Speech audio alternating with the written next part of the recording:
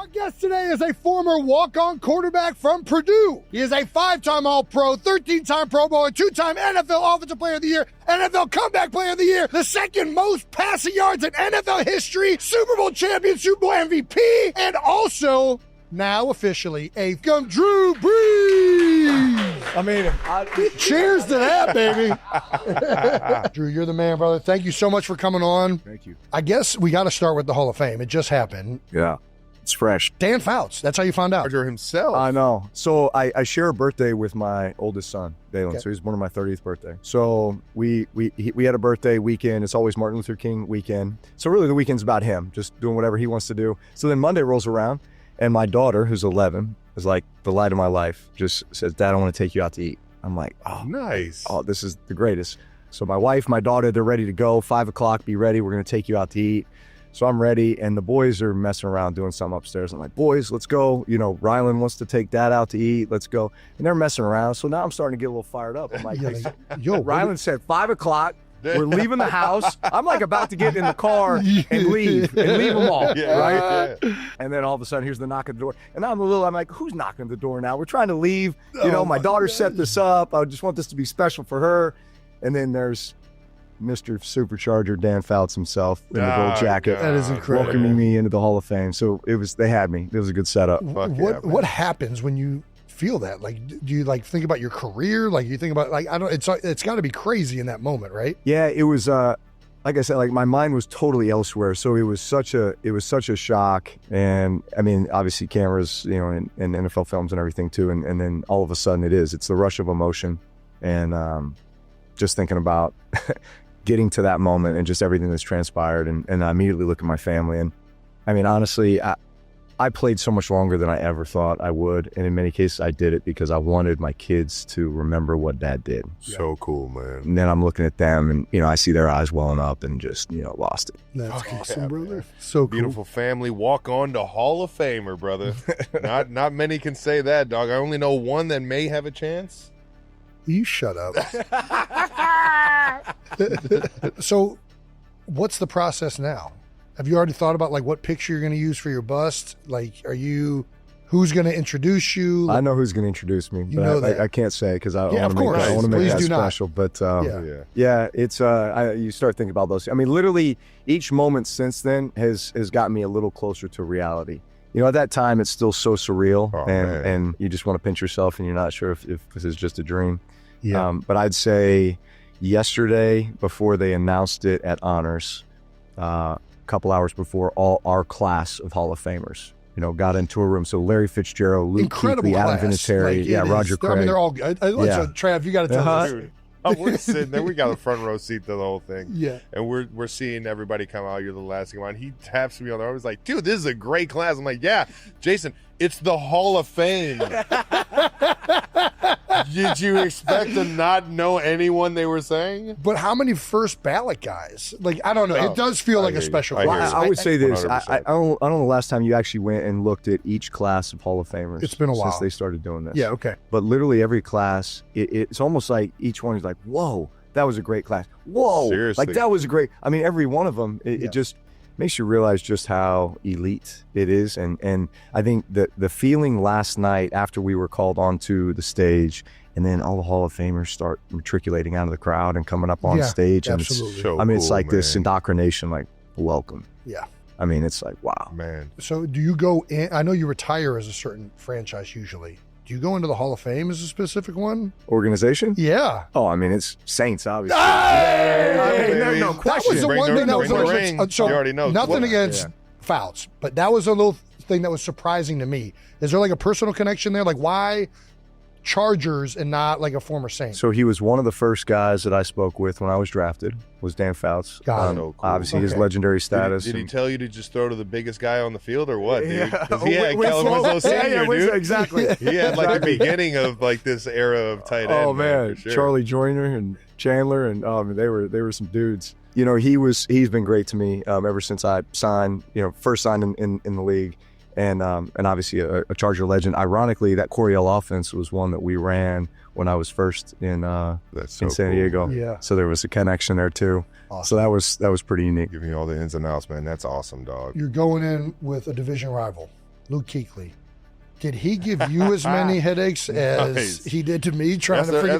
He was calling out our plays. Like, I'm like, what are you stealing this? How are you this good at knowing what we're about to do? I'll be honest. I think, again, and you never know how the class is going to shake out, but especially Larry Fitzgerald and Luke Kuechly. Like, I've always had a real special bond with Larry. He's the best, dude. Funny because you see each other from afar. I know he was never going to get out of Arizona, and I was certainly never going to leave New Orleans. The only time we had a chance to play together was in Pro Bowls. I mean, how awesome are Pro Bowls? You have a chance to be with these guys that you just have so much respect for. I still remember you calling out the mic at one of my Pro Bowls. I'm thinking Drew Brees is out here. Yeah, hey, man. Bro, you're wired, man. Hey, Ray, I only know one way. We're trying to win, too, right? Yeah, I know. He's like, where are we sliding? I think Jason, just take it easy, man. I got this, bro. You got it, Jason. Lee, let's go over here. Hey, we'll get you a double on Aaron Donald over here real quick. No, that was so. Like, my first Pro Bowl touchdown pass was Larry Fitzgerald. Like, we've had a bond our whole career, sweet, and really leaned on each other for a lot of things. And then, honestly, Luke Kuechly, best defensive player I've ever played against. Seriously, and he was in the division, obviously. And like, so when I truly say, like, an iron sharpens iron. Guys that just make you better, like, because you have to be. Like, you knew going into that game, like, I have to be my absolute best against this dude. Yeah. And so he just brought out the best in me, in us. Yeah. And so I really appreciate that about him. Such an unbelievable competitor. But, like, off the field, like, the most genuine dude. Like, I've spent more time with him over the last 24 hours. Cincinnati guy. I'm like, dude, I love this guy. Ohio ball players, man. There's something about them. I know, exactly, right? Cincinnati, you know. I like my Ohio ball players and my Texas gunslingers. Yeah, baby. you know what I'm saying? Know how it goes. Texas cattle ranchers. You know? The biggest surprise with Larry Fitzgerald to me was that he found a pair of corduroy pants that fit him. I mean, he is thick on the bottom half now. Bro, like, I guarantee you, he can move to the tight end room right now and still go for fucking 1,000 yards. Solid genetics. 10 touchdowns, exactly. Solid genetics. No, Larry's the man. What I still remember, my first college experience was Larry Fitzgerald playing Notre Dame over in Pitt, man. Yeah, making freakish catches. Watching him in, like, just like routes on air or pack and go, and I'm just sitting there, I'm like, man, this dude is the fucking man. It was before. I agree. Same thing. Yeah. You it could was just insane. tell it was just like, man, this dude's different. Got it. Different. Man. But even honestly, the play that I remember the most from his career, which is stupid, that he probably will hate that I say this, the James Harrison interception in the Super Bowl. Effort. Yes. Amazing. Like, that is the effort and, like, what makes somebody different. Like, who is going to give that amount of effort, and not just like a special teams guy who's has to kind of do that to survive. A Hall of Fame level, like, best receiver of all time. Actually, when the class was announced, I started just reflecting on all the plays that I could remember all these guys making. Yeah. Obviously, that Super Bowl stood out. And we've all had those moments where, look, you're in a game like that, there's a ton of exceptional players on the field. Yes. But then there's those times where, like, one just rises above the rest. Yeah. And you're just like, for this entire game, that is the best player on the field. That game was a moment like that. Yeah. Where you, like, that play. Mm-hmm. And then the one where they took the lead at the end before the Steelers went down. Yeah. It's like two-man, and he beats the corner inside on, like, just a little delay route, splits the safeties and gone. You're like, this dude is the best player on the field. Seriously. Right? Dude, it felt like he had he was still young in his career. Game. I mean, he was only like year 5 maybe, right? Yeah. 08? Something like that. Yeah, he was young. What a guy, man. So we did have a potential Hall of Famer come out of retirement this year. Was there a call when Bo Nix went down? You had to. Dude, have had I would say I've had some conversations. and I've had some moments. Yeah. I've had some moments. Yeah. I would say this, like, my body feels great. My mind sharp as ever. Yeah. Shoulder, wrist, not having it. And like, to the point where there was a moment this year where I was drinking a tequila, and something happened where I thought there might be a chance I would play that week. And I literally switched to water, and I started thinking about going to bed early and getting up the next day and, like, getting my body nice and loose and going out and throwing to see if I could even pull it off. Yeah. And boy, I was, like, so mentally right, got up, got the body loose, went out there, grabbed the ball, threw a couple. My 13-year-old son was catching for me. Let's go. And it was just like, it's not there. I would have been able to, like, break that glass 10 feet away.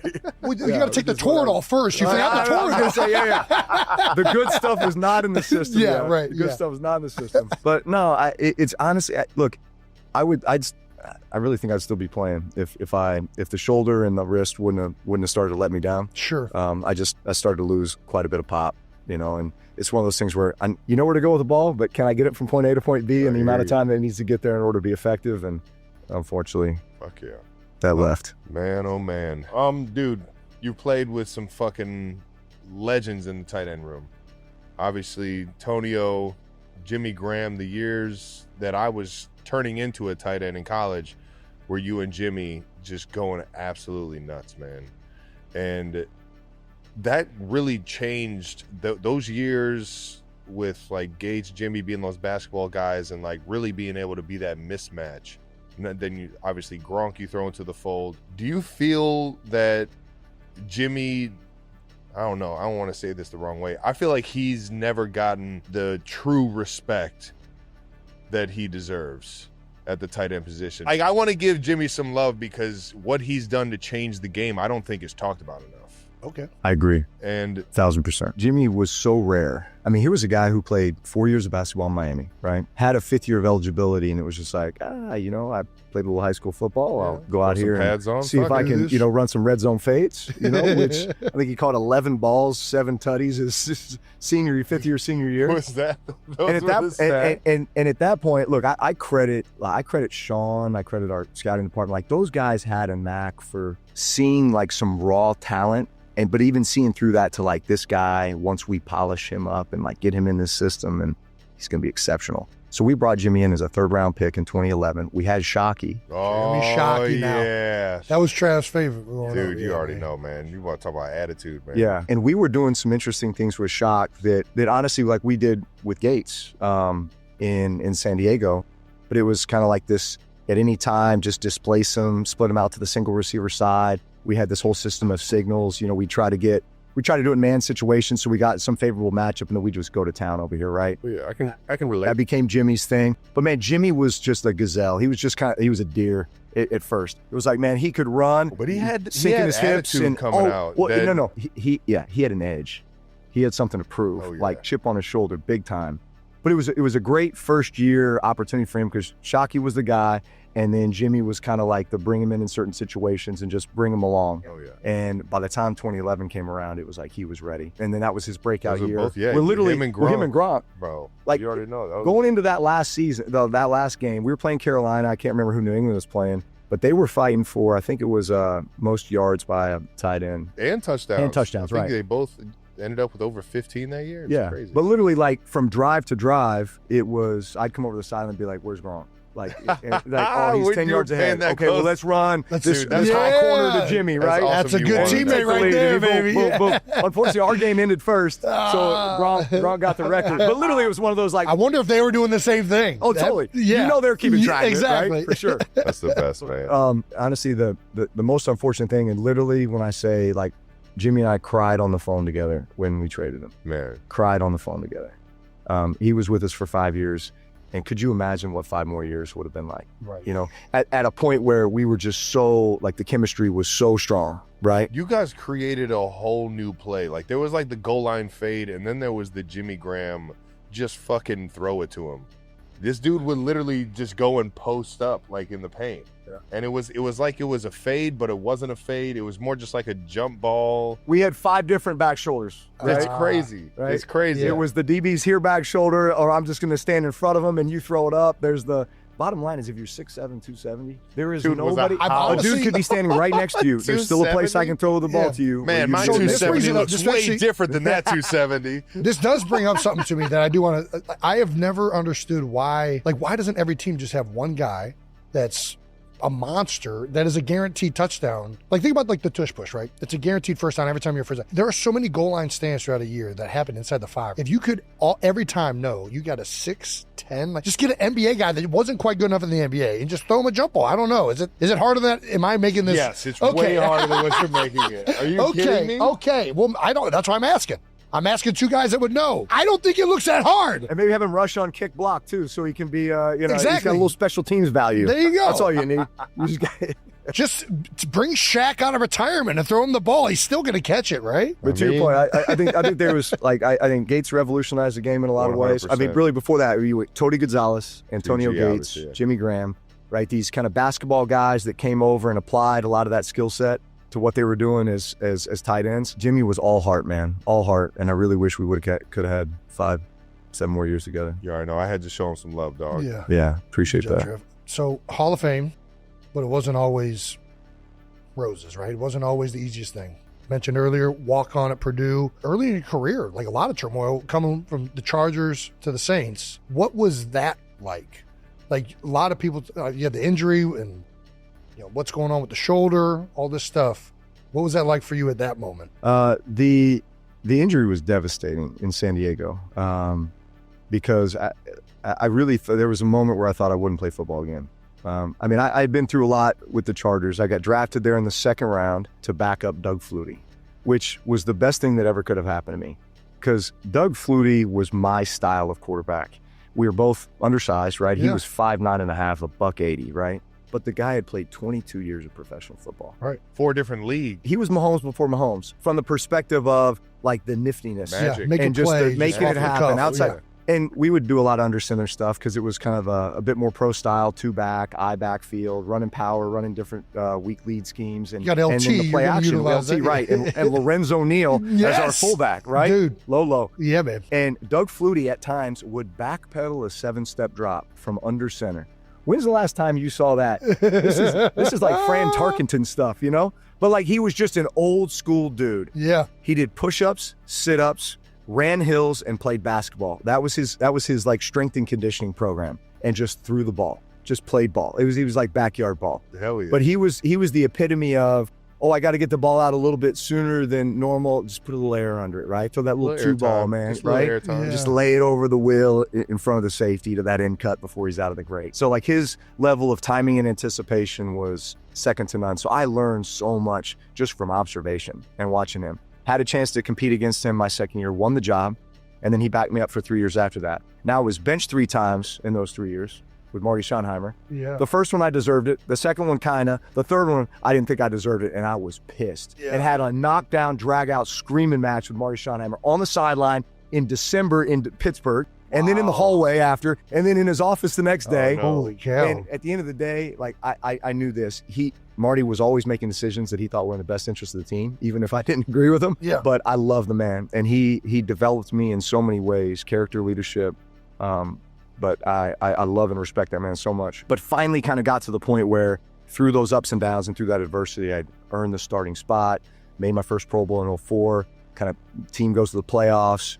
Even though they drafted Phillip Rivers, Flutie was still there. Like I was the guy, and I'd kind of established myself. And then last game of the season in 2005, going into an off season where I didn't have a contract, but I was hoping to get like that long-term commitment. Yeah. And I go down with a dislocated throwing shoulder, right? Getting back in, and I'm just going, man, I'm probably never going to put a Charger uniform on again. And it's like, I mean, I play football again. Some doctors told me I had a 25% chance of coming back and playing again. Man. So like just absolutely devastating. And yet, I mean, tested me in so many ways, but also I think strengthened just my faith in the unseen and unknown that God's got a plan for me. And That's awesome, man. it may not be in San Diego, and that's okay. I just have to trust it. And that's how New Orleans opportunity came along. No Smooth doubt. sailing from there.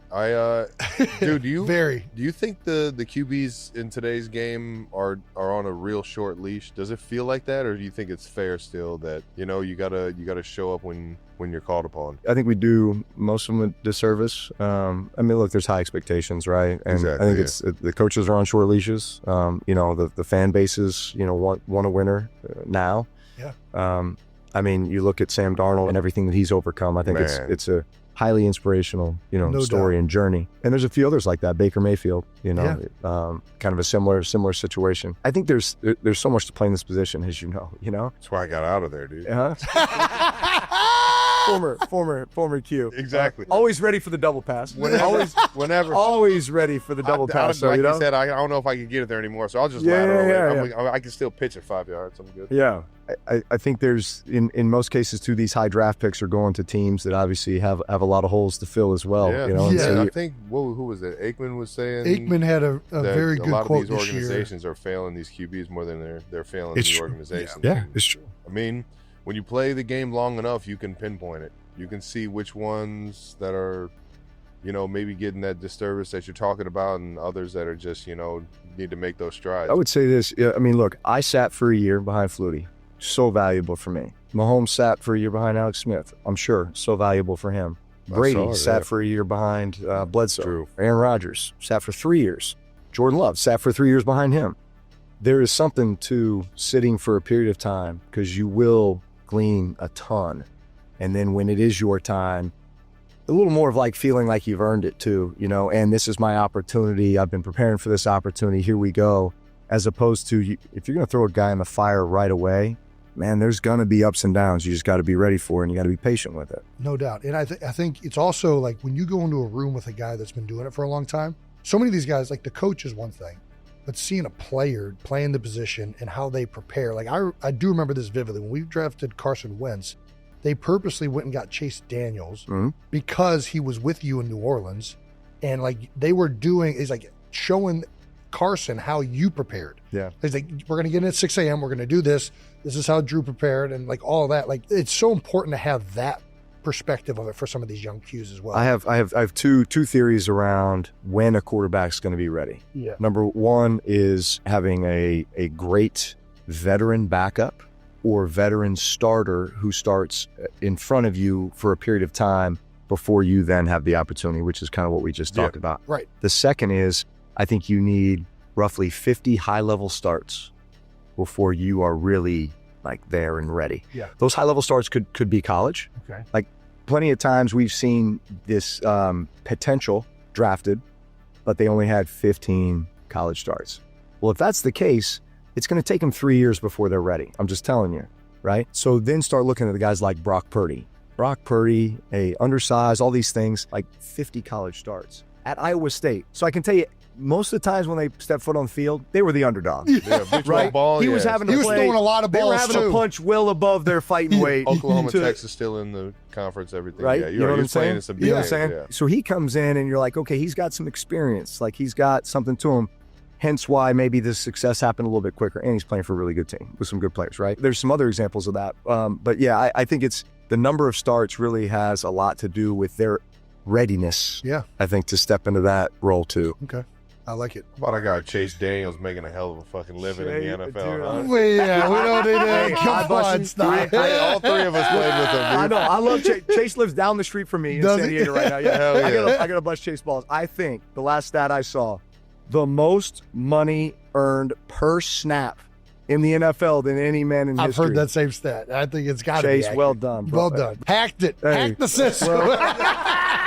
Hey, but to his credit, always fucking ready. Always ready, always prepared. First one in, last one out guy. Dude, you talk about like chip on the shoulder. I messed with Chase. I'm like, dude. Him and Mizzou was fucking fun Yeah. to watch. Him and J-Mac. Yeah, I was like, I've never seen a quarterback in the NFL shaped like high school nose guard, bro. But you did it, bro. You did it, huh? You made it. Oh my God. You're here. You did it. That's great. That is great. Chase the best. I love you, Chase. That's so good. Back to your career. You go from the Chargers and you end up in New Orleans. First of all, how close were you to ending up at Miami Dolphins? Miami, yeah, close. I mean, on paper, like that was an obvious decision. It was Miami all the way. Miami had Nick Saban. They had just come off a 9-7 season where they won like the last 7 in a row. So they kind of had it figured out. Defense was lights out. Zach Thomas, Jason Taylor, Oh, yeah, Saban baby. leading it. Their offense, I loved all their coaching staff. Mike Mularkey was the OC. Jason Garrett, quarterback coach. Yeah. Hudson Houck was their O-line coach, who had been our O-line coach the year before when we had won the division. Loved HUD. They were running the same offense that we were running. Like Miami Dolphins, I'm sitting there eating dinner on Wayne Huizenga's yacht. He's there at dinner talking about, hey, we're gonna go play golf in Scotland every summer with Dan. I got a helicopter over there. We're just gonna hop around. No state income tax. I'm like, dude, this is on paper, Miami. Here I come. Yeah. Right? And then on the flip side, you got New Orleans, right? 6 months post-Katrina, some unknown head coach named Sean Payton, right? Yeah. Who is this guy, right? And ironically, 5 years previous, when I was being like in the draft, Tom Condon, my agent, I had probably 15 teams that I thought might draft me. And he's like, we're going through that list leading up to draft day, and he's like, man, you got all these great possibilities. He's like, man, honestly, the only one I would really not want you to go to is the New Orleans Saints. Like kind of dysfunctional party town, this and that. Like, so I had that ringing in my head as well, right? So again, on paper, it's like, this is so obvious, and I'm not leaving anything to chance. I'm going to go and I'm going to give each one like it's fair opportunity. And like the Miami trip was amazing, with the exception of they put me through the ringer, like 6 hours of this medical testing. Cause I was only 8 weeks post-op on an 8-month rehab. So I was nowhere close. I mean, my arm, I'm still kind of in a sling, and I can't do anything. And they do the saline solution, the contrast MRI. So I'm like in an MRI for 2 hours, just aching, right? I get out of that. They stick these big needles in my shoulder to test nerve endings. They're wanting to test everything. So I got this feeling of like doubt. Like they don't really, and then their doctors were the ones who told Saban, we think he's got a 25% chance of ever coming back and playing again. Jeez. Holy cow. And I go to New Orleans and it's like, you are our guy. Like Sean Payton, Mickey Loomis, you're our guy. We're building this offense around you. They did everything they could to kind of roll out the red carpet despite all the circumstances. I mean, New Orleans was still destroyed. Yeah, right? right. And the epic story is Sean Payton, after this great visit there, gets lost in the Lakeview neighborhood. And we're driving through there, and houses are off of foundations, Chevy truck upside down in the living room. All of a sudden, car stops. There's a tugboat in the middle of the road. And I'm looking at my wife like, are you seeing what I'm seeing? But it was also one of those moments like, man, this is so much bigger than just football. Right. Like we get to be a part of one of them, the resurrection of one of America's greatest cities. Like this is God's calling in our life. And so that was the determining factor. There's so much beauty down there that got restored through you guys bringing that happiness to them, man. Fucking kudos, brother. It's amazing. That's a crazy story, though. You went from literally being like, that's what free agency is like? You get to go on yachts and get told you get to golf all over the world with everyone, to like sit in an MRI tube for 2 hours. That's crazy, man. You end up with Sean Payton. Yeah. What are your first impressions of Sean? What was it like to be coached by him? Yeah, I would say this. There were moments, and look, this stayed true for 15 years, where I thought Bill Parcells was standing in front of us. Really? Well, he was I would say, look, his biggest influence is John Gruden, Bill Parcells. Like when he would get up and start installing offensive football, we're gonna run through here. It was like John Gruden, right? But then when he would get pissed off and like go try to go toe to toe with somebody or challenge somebody or get confrontational, dude, it was Parcells, man. Yeah. It was all Parcells. Yeah. Like in fact, there were those moments where I could tell he would get up in the team meeting. I could just watch him walk in. I'd be like, shit, he's going to be one of these. I could feel it, and we were going to get it, but it was good. I mean, it was wisdom. You see him and Bo Nix's relationship and see a little bit of the beginning there's stages. some fire. Yeah. There's some fire. Hell Bo throws it back at him too. Dude, absolutely. And I think Sean appreciates that. That's what I was gonna say the same thing. We had Howard Mudd early in my career in Philly. Oh yeah. And I felt like he used to sometimes just yell at you to see what your response would be. And I think that sometimes it's like more even mental, like they want that like fire out of a guy. And like if you're willing to answer that, you're willing to stick up for yourself, like, no, coach, I think that this is what you told me, and you know what I mean? That goes a little bit with those guys. What I appreciated so much about Sean was he had an ability to order the chaos, like to block out all the noise and just give you a very key and a very defined like keys to victory. Yeah. And narrow it down to the point where, hey, man, this is our vision. Like this is the path to get there. And now let's go execute. He instilled confidence in guys. He had a way to motivate guys through kind of humor. Those coaches just have a knack. Like, I'll give you an example. It was like we had a safety one time who was getting all kinds of interceptions. But he wanted to bust his balls in practice just to kind of keep him honest. So he's like, hey, DB's like, he's going to intercept it, but we got to block everybody because he's slow. He's slow as molasses. They're going to hawk him before he gets to the end zone. So we got to block everybody in order for him to get in. That's he would great. just make comments like that, Yeah. just in case you started, getting a little bit feeling pretty good about yourself, Hell yeah, like he just keep you honest, hold you accountable, So he had a knack for that. And then I would say just like his open and honesty to you. He was always open door policy. Come see me anytime you want if you want to talk about anything. You may not like what I have to tell you, but I'm always going to be honest with you. Come on now. Listen, so guys come truth. up there, I'm not happy about my playing time or this and that. He's like, okay, well, let me tell you why. But now let me tell you how we can rectify that or how we can fix it, how we can get better than that. And he would give you that path and that vision, and he was amazing at that. That's awesome. Those are the kind of guys you want to play for, man. I got to ask this too. Like, very opinionated guy, offensive genius Sean Payton. Yeah. Hall of Famer, one of the most brilliant minds in the game. Yeah. What was it like game planning with you guys? Like, there's like, are you getting plays? Like, how does that go? Was it full trust, or were you throwing in your your input on the Mondays and Tuesdays, getting up to the Wednesdays? I'd say, I mean, it was very collaborative. Nice, man. It's funny. I went back and looked at a 2006 call sheet, which was our first year. And this in 2020, I was like, hey, pull up an 06 call sheet. And bro, it was like third grade compared to where we had evolved to That's in awesome, 2020. man. And a lot of that, though, was because we had been together so long that it's not like you really eliminate. You just kind of like add little layers to little everything, wrinkles to right? everything. It's just you know little what I mean? wrinkles. His ability just to walk in and be like, hey, you remember in 2010, we're playing the Eagles and we're down there in the red zone. And it's like, oh yeah, coach, like it's amazing the recall you have. Like I Seriously. can't remember what I had for breakfast yesterday, but I can recall a game 15 years ago, right, in the red zone. I can recall more of the times that it didn't happen though. Yeah, so if right. somebody says, oh, it happened, because those are the ones I sit there and I think about for the next 3 days on how to defeat it if I get it again. Yeah. So those are the ones that just get like implemented in my Dude, brain. it's trauma. I've thought about this a lot. It's literally like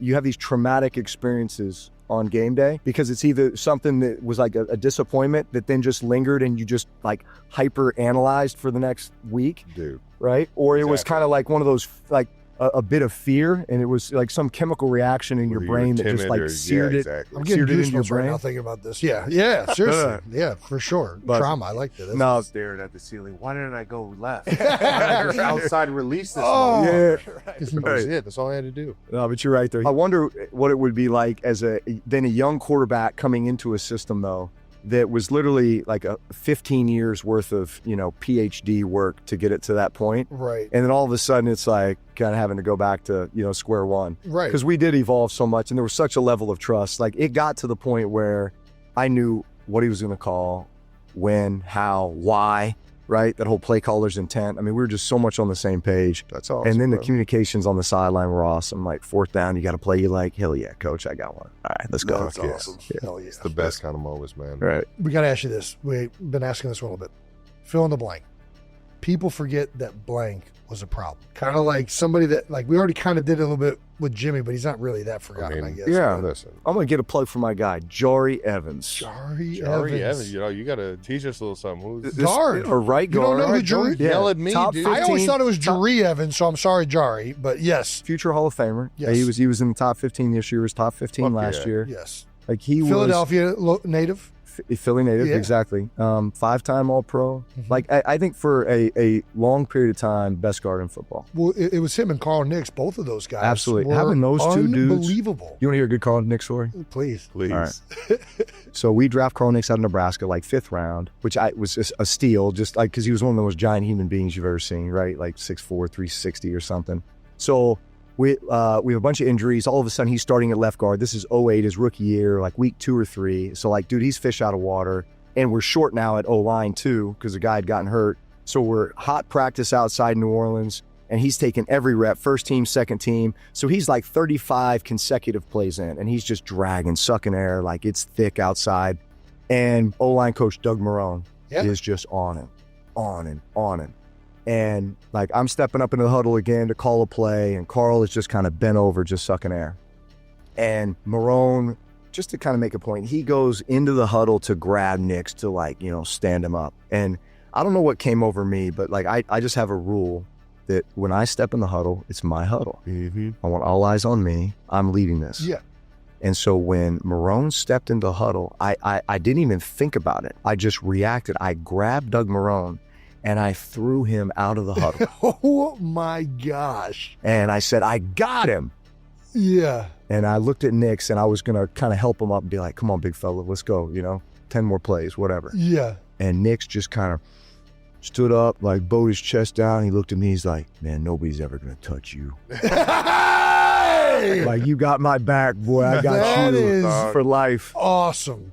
Holy cow, that's great. And then 4 years later, highest paid guard in football. That's right. Fuck yeah. Unfortunately, it wasn't with us. It went to the Bucks, but Both of those guys together were awesome. they were a problem. That's Yeah. badass. We always end it with one question. We got to take it back to the early days, dog. What was your welcome to the NFL moment? Oh, dude, I'll tell you, the hardest I've ever been hit was Zach Thomas. 2003 in Miami. Again, one of these like trauma moments. Uh-huh. So we run like this little fake counter weak play action play. The line is slamming it down. Here comes the guard to kick out the end.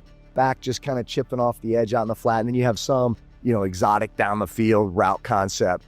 And so here's Zach Thomas. He reads this guard pull. So he just kind of comes over here, and I come off this play action fake, and my eyes are, trying to look down the field, but I see it was like the parting of the Red Sea. And then it's me and Zach Thomas, but he's like 15 yards away. Full running. And it's zone.